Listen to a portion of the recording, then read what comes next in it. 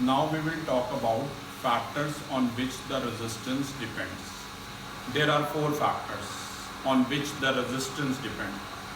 And if resistance and current are inversely proportional to one another, if resistance is directly proportional to some factor, then it is obvious that current would be inversely proportional to that factor.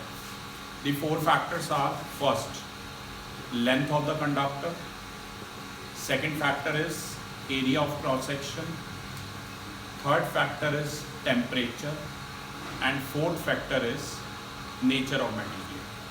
Now we will talk in detail about these factors. The topic is factors on which the resistance depends. The first factor is length of conductor. Okay. First thing which you have to keep in mind is that resistance is directly proportional to length of conductor. We have taken two blocks A and B here whose length is same. Okay, I am taking one more example I will give you. Here, can you tell me the length of which block is more in that case? B. Very good. So, we can see the length of B block is more than the length of A block. And as I have told you, resistance is directly proportional to length of the conductor. So, resistance of B block would be more than that of resistance of A block. And you know that by Ohm's law, R is equal to V upon I. It means resistance is inversely proportional to current. So current of which block would be more? A. Current of A would be more as that of B. Right. Now second factor is area of cross section. First thing which you have to keep in mind is that resistance is inversely proportional to area of cross section.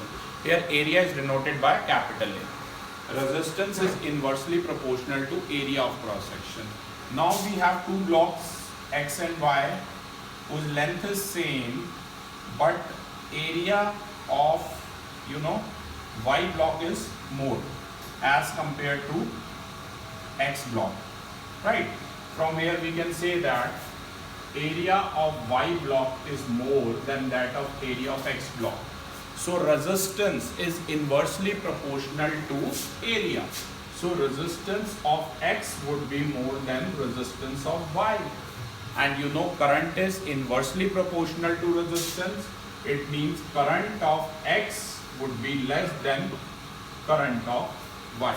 Can you tell me current and area, are they in direct proportion or in inverse proportion? They are in direct proportion. Because resistance is inversely proportional to area, current is inversely proportional to resistance. So current and area would be in direct proportion to one another. Third factor, we have two blocks. Third factor is temperature.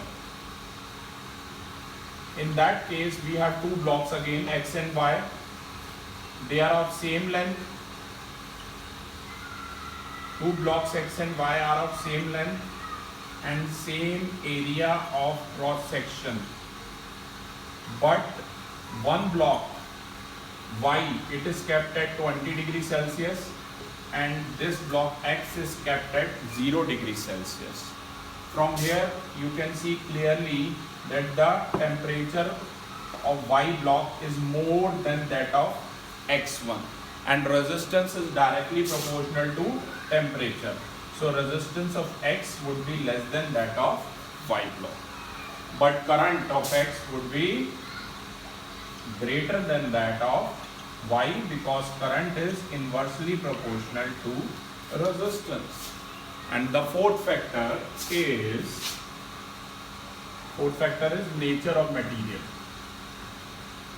Now we have taken two blocks of same length, same area of cross section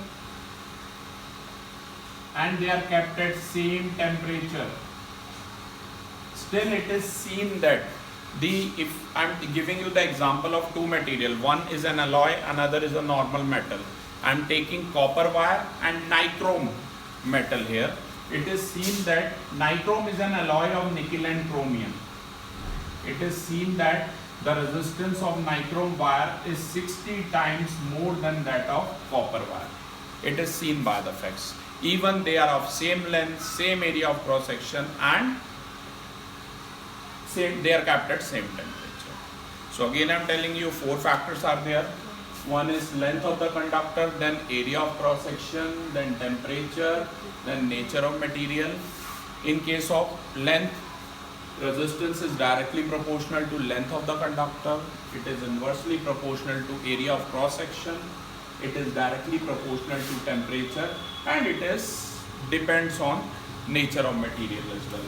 There is a small derivation of resistivity which we will discuss.